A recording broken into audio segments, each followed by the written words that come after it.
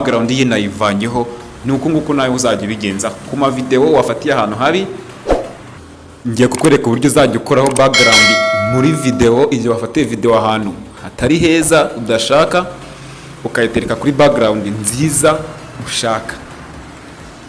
Mu gihe ugiye gufata video yawe nk'uko ubushize nawe babwiye ku kijyanye n'ifoto, jya witonda ureba ahantu ugiye gufatira video, niba atari ahantu hari mu kavuyo ubwaho.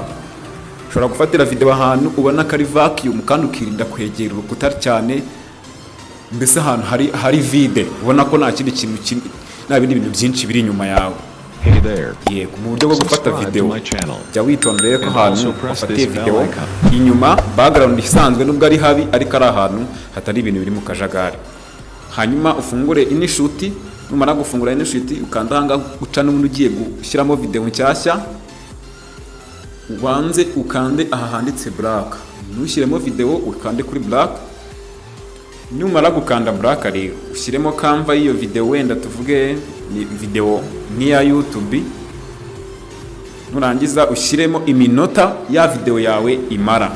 Iyi kamva ikoresha amasegonda ndetse n'izindi application nyinshi. Uraza hano nimba video yawe imara iminota 2 ushyiremo amasegonda 120 wenda.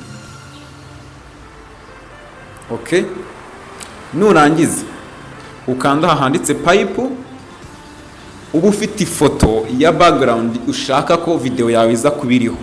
Wenda tuvuge ifoto ya background ni nk'iyi ngiyi yo muri studio.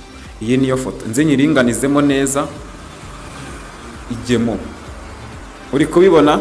Iyi foto nayo kiremo nze hano kuri duration ku gihe kiremo amasegonda 160 wenda na 20 ya video yanjye ukireshya. Ubwo nyine wamaze gukarikira uko video yawe ireshya. Nurangiza ibi wabisoje wongera ukande pipe, ucanga ha ku ruhande pipe, uraza ukongera gakanda ngaha ku ruhande handitse pipe. Aha, ukaza ukareba ya video yawe, wende tuvuge ni iyi ngiyi video, nayo ukayiringanizamo neza nkuko ifoto wari wayishyizemo. Iyo umaze kubikora gutya uraza ukazanga handitse koroma, kakanda, warangiza ukahita ugashyira muri video yawe. Ushaka uburyo bino bintu by'inza byose bivaho, ukahita koroma hano kano karimo akantu ka plus, uraza ukagashyira kuri rya background yawe atari ku ifoto. Shyira kuri background n'ubundi background yawe iyitivamo. Urabona ko uyu muntu aho yarari hahindutse. Ubona stagira ngari kugendera muri studio imeze neza. Bagira ngari kugendera muri studio imeze neza.